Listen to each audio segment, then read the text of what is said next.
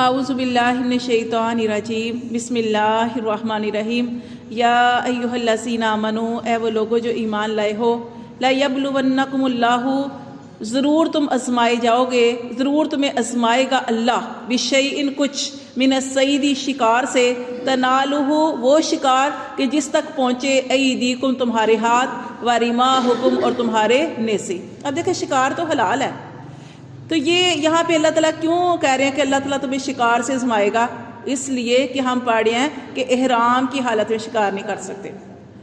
شکار حلال ہے، لیکن جب آپ نے احرام پہن لیا تو تب آپ شکار نہیں کر سکتے۔ اس لیے اللہ کہہ رہے ہیں کہ اچھا، جیسے ہم نے پیچھے پڑھا تھا نا مچھلی والوں کا واقعہ، یہودی کیا کرتے تھے کہ اللہ تعالیٰ نے ان کے لیے جو انہوں نے دن اپنے لیے خود منتخب کیا، تو اس دن مچھلیاں کتنی آتی تھی، ان کو دعوت دیتی تھی، گویا اچھل اچھل کے دعوت دے رہی ہے ہمیں پکڑو، لیکن وہ اللہ کی طرف سے آزمائش تھی۔ اللہ نے فرمایا تھا اس دن مچھلی کا شکار نہیں کرنا۔ اب یہاں پہ بھی یہی ایسا ہی معاملہ ہے۔ اب یہ لوگ جو ہے ان کو شکار جو تھے، عرب کے لوگ تھے، ان کو شکار بہت پسند تھا، شکار کرتے تھے۔ اب یہ جب احرام انہوں نے پہنا ہوا ہے، شکار جو ہے، شکاری جانور جو ہیں ان کے سامنے آ رہے ہیں، یہاں پہ آ رہے ہیں نا کہ تمہارے ہاتھوں کے پاس ہیں، اور نیزے بھی آرام سے ان کو پہنچ سکتے ہیں۔ اچھا، یہ ہاتھوں کے پاس کی مطلب کیا ہے کہ یعنی اتنے قریب ان کے شکار تھا کہ ہاتھوں سے پکڑ سکتے تھے۔ کب؟ احرام کی حالت میں، جب مقام حدیبیہ کے مقام پر یہ لوگ ٹھہرے تھے، احرام انہوں نے پہنے ہوئے تھے صحابہ کرام نے، اور شکاری جانور جو تھے اتنے قریب تھے کہ یہ ان کو ہاتھوں سے پکڑ سکتے تھے، لیکن وہ انہوں نے نہیں پکڑا۔ کیوں؟ کیونکہ اللہ کے حکم کو پورا کیا، کہ اللہ کا حکم ہے احرام کی حالت میں آپ نے شکار نہیں پکڑنا۔ اور نیزوں سے مراد کیا ہے کہ اتنی قریب تھے کہ آپ یعنی کہ ان کو مار سکتے تھے، آسانی سے آپ کو شکار کر سکتے تھے، لیکن یہاں پہ منع کیا گیا کہ اے ایمان والو، یہ تمہاری آزمائش ہے کہ تم اللہ کے حکم کو مانتے ہو یا نہیں مانتے۔ تو یہاں پہ اللہ نے فرمایا کہ اے ایمان والو، ضرور تم آزمائے جاؤ گے، اللہ تمہیں آزمائے گا، بشیء کچھ، من الصید شکار سے، تنالہ وہ شکار کہ اس کو پہنچ سکتے ہیں، ایدیکم تمہارے ہاتھ اتنے قریب ہے کہ تم اس کو پکڑ سکتے ہو، ورماحکم اور تمہارے نیزے۔ اور نیزے کب استعمال ہوتے ہیں؟ جب تھوڑا شکار دور ہو۔ اللہ فرماتے ہیں لیعلم اللہ، یہ اللہ نے آزمائش کیوں رکھی؟ تاکہ اللہ جان لے، من یخافہ۔ دیکھیں اب یہاں پہ لیعلم اللہ کا کیا مطلب ہے؟ کہ اللہ جان لے۔ دیکھیں اب اللہ تو سب کچھ جانتا ہے، پھر ہم کیا پڑھیں گے؟ تاکہ اللہ پہچان کروا دے۔ اللہ کو تو سارا پتہ ہے نا، تو ہم یہاں پہ لفظ بولیں گے لیعلم اللہ، تاکہ اللہ پہچان کروا دے، من یخافہ بالغیب، کہ کون ہے جو اس اللہ سے بن دیکھے ڈرتا ہے۔ اب اللہ کو کسی نے دیکھا تو نہیں۔ اب دیکھیں، ہم روزہ رکھتے ہیں، ہم اندر چھپ کے پانی پی سکتے ہیں، لوگوں سے بچ کے چھپ کے پانی پی سکتے ہیں، نہیں پیتے۔ کیوں؟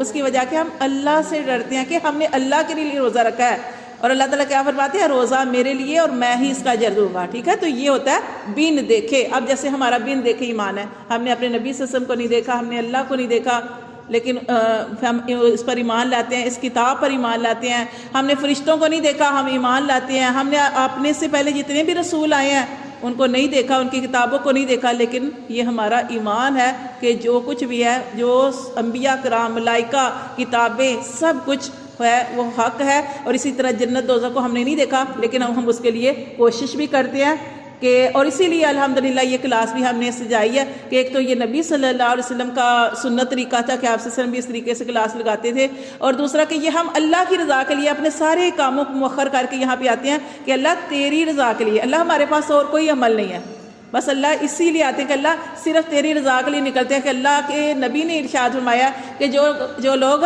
مختلف گھروں سے نکل کر ایک مرکز پہ جمع ہوں گے کل قیامت والے دن، جب انبیاء بھی ڈر رہے ہوں گے، اس دن یہ لوگ جو ہیں اللہ کے عرش کے سائے کے نیچے ہوں گے، نہ ان کو خوف ہوگا اور نہ ہی وہ غمگین ہوں گے۔ تو یہاں بھی اسی لیے اللہ تعالیٰ نے فرمایا کہ یہ تمہاری آزمائش ہے، تاکہ اللہ تمہاری پہچان کروا دے، من یخافہ بالغیب، کہ کچھ کون ہے جو اس اللہ سے بن دیکھے ڈرتا ہے۔ پھر اللہ نے فرمایا فمن اعتدی، پس جو زیادتی کرے، بعد ذالک، اس کے بعد۔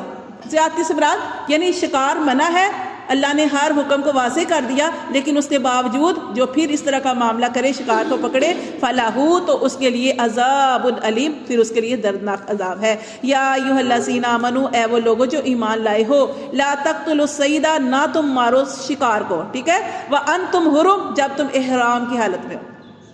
ٹھیک ہے، احرام کی حالت میں ہو تو شکار مت مارو، کیونکہ اب دیکھیں شکار جب پکڑتے ہیں تو ایک تو ہوتا ہے کہ انسان ضرورت کے لیے پکڑتا ہے، ایک تو یہ چیز ہو گئی، دوسری انسان اس لیے انسان کو من پسند لوگوں کے جیسے ہم پڑھے تھے عربوں کے بارے میں، تو عربوں کا یہ ان کا من پسند شعبہ، مطلب یہ مشغلہ تھا یہ شکار پکڑنا. کئی لوگ شکار پکڑتے ہیں لیکن کھاتے نہیں ہیں، ان کو شوق ہے. تو یہ جب انسان احرام پہن لیتا ہے تو احرام میں کیا کرنا چاہیے؟ اللہ کی طرف رجوع ہونا چاہیے، سارے کاموں کو چھوڑ کے اللہ کی طرف، کہ ہم اللہ کے ذکر کے لیے نکلے ہیں، اللہ کے گھر کے زیارت کے لیے نکلے ہیں، تو وہ لبیک پکارنا چاہیے، اللہ کا ذکر کرتے ہوئے جانا چاہیے. یہ نہیں کہ آپ شکار جو ہیں اس کے پیچھے لگ جائیں اور شکار پکڑنے میں لگ جائیں. تو یہ ایک کھیل ہے، یعنی آپ کا من پسند کھیل ہے. تو یہاں پہ اللہ نے منع فرمایا کہ اے ایمان والو نہ تم مارو شکار کو، وَأَنْتُمْ حُرُمْ جبکہ تم احرام کی حالت میں ہو، وَمَنْ قَتَلَهُ اور جو اس کو مارے گا، شکار کو پکڑے گا، مِنْكُمْ تم میں سے مُتَعَمِّدًا جان بوجھ کر، ٹھیک ہے، جان بوجھ کر، فَجَزَاءُ تو اس کی سزا ہے، مثل مانند اس کی، ما قَتَلَ جو اس نے جانور مارا، مِنَ النَّعَمِ مویشی سے، مویشی کے برابر. آپ کو اس کو تھوڑا سا آپ کو سمجھاتی ہوں کہ مطلب کیا ہے کہ اب شکار پہ گئے اور جان بوجھ کر، آپ کو پتہ بھی ہے اللہ کا حکم ہے کہ نہیں مارنا شکار، پھر آپ نے شکار جو ہے وہ احرام کی حالت میں مار دیا. جیسے کہ ہم پڑھیں کتنے قریب تھے ان کے مقام حدیبیہ کے مقام پر ٹھہرے صحابہ کرام، تو شکاری جانور ان کے بالکل قریب تھے کہ ہاتھوں سے پکڑ سکتے تھے، گویا کہ ان کو دعوت دے رہے تھے کہ میں پکڑ لو. لیکن اللہ تعالیٰ فرماتے ہیں کہ جنہوں نے جان بوجھ کر شکار کو پکڑ لیا تو اس کی سزا کیا ہے؟ مثل ما قتل من النعام جو اس نے جانور مارا. اب جیسے کسی نے ہرن کو مار دیا، ہرن مار دیا تو ہرن کو جو ہے وہ کس جانور کے برابر آئے گا؟ بکری کے برابر. اگر کسی نے ہرن مار دیا تو اس کے بکری کے برابر جو ہو تو یا تو جانور دینا پڑے گا، یا اس بکری کے برابر جو ہے اس کی قیمت دینی پڑے گی، یا اس کے مطابق روزے رکھنے پڑیں گے. اب اس کا کیا حساب ہوگا کہ کسی نے ہرن مارا تو اس کو کیا کرے؟ بکری جو ہے وہ دی جائے گی، بکرا یا بکری دی جائے گی. اگر کوئی بکرا یا بکری نہیں دے سکتا تو پھر کیا کریں گے؟ وہ مسکینوں کو 6 مسکینوں کو کھانا کھلانا یا پھر 6 روزے رکھنا. اچھا کسی نے اس سے بڑا شکار مارا، کسی نے وہ ہوتی ہے نا نیل گائے جو ہوتی ہے، وہ کسی نے اس کو شکار کر دیا تو اس کو گائے کے برابر گائے دینی پڑے گی، قربانی کعبے تک پہنچانی پڑے گی ذبح کر کے. اور یا پھر اب گائے نہیں ہے تو اس کے مساوی، اس کے برابر اتنی رقم جو ہے وہ دینی پڑے گی، یا پھر روزے رکھنے پڑیں گے. کتنے؟ 20 روزے. کسی نے اونٹ مارا، یہ اس طرح پھر کر کے اونٹ کے برابر کوئی جانور، ایسا جانور مارا کہ جس کی قیمت اونٹ کے برابر تھی تو پھر 30 روزے یا پھر اونٹ دینا پڑے گا. اور مسلسل، سمجھ آئی؟ اونٹ دے سکتے ہیں، اونٹ دیں گے اس کے برابر، یا پھر مسلسل 30 روزے رکھیں گے یا 30 مسکینوں کو کھانا کھلائیں گے. تو یہ ساری چیزیں اس کے اندر آ رہی ہیں، ٹھیک ہے. تو اسی لیے یہاں پہ کہا جا رہا ہے کہ جس نے مارا منکم تم میں سے شکار متعمدن جان بوجھ کر، فجزاؤ تو اس کی سزا یہ ہے، مثلو کہ جو اس نے مارا، ماند اس کی ما قتل جو اس نے قتل کیا، من النعام مویشی سے، ٹھیک ہے، مویشی کے برابر اس کو دینا پڑے گا کہ جس جانور کے برابر اس نے مارا اس کے برابر. جیسے اونٹ کے برابر کوئی چیز، جیسے بھی ابھی آپ کو بتایا کہ اونٹ کے برابر کوئی ایسا جانور شکار کیا کہ جس کی قیمت اونٹ کے برابر تھی تو پھر اسرا یا تو اونٹ دیا جائے گا یا پھر قیمت یا پھر روزے رکھے جائیں گے.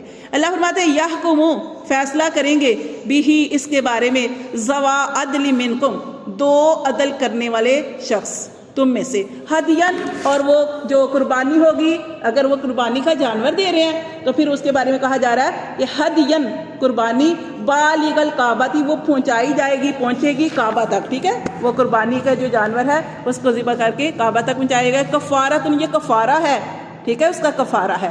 کفارہ کیا ہوتا ہے؟ اس کی سزا. طعام پھر کھانا، مساکین یہ دیکھیں وہی چیزیں آ رہی ہیں، ٹھیک ہے. یا تو پھر اس جانور کو دے دیں یا پھر کیا کریں، طعام مساکین پھر کھانا کھلایا یا پھر مسکینوں کو کھانا کھلایا جائے گا. او عدل ذالک صیامن یا اس کے برابر روزے رکھے جائیں گے، ٹھیک ہے. اسی جس طرح کا جانور مارا اس کے مطابق روزے ہوں گے یا اس کے مطابق جو ہے وہ کھانا کھلایا جائے گا یا اس کے برابر جو ہے وہ جانور جو ہے وہ دیا جائے گا. اللہ فرماتے ہیں کیوں؟ لیذوقا تاکہ اللہ چکھائے، وبال امرہی اس کے کیے کا وبال، یہ ہے اس کے کیے کی سزا کہ اللہ نے منع کیا تھا کہ احرام کی حالت میں شکار نہیں کرنا، اب اسے یہ کفارہ جو ہے وہ ادا کرنا پڑے گا. اف اللہ شاید کہ اللہ اما سلف اللہ شاید کہ اسے معاف کر دے. ومن عادا اور جو لوٹے، ٹھیک ہے، پھر وہی کرے. پھر اللہ فرماتے فینتقم اللہ تو اللہ اسے انتقام لے گا منہ اس سے، واللہ اور اللہ عزیز اللہ تعالیٰ غالب ہے، ذو انتقام اور انتقام لینے والا ہے۔ صدق اللہ۔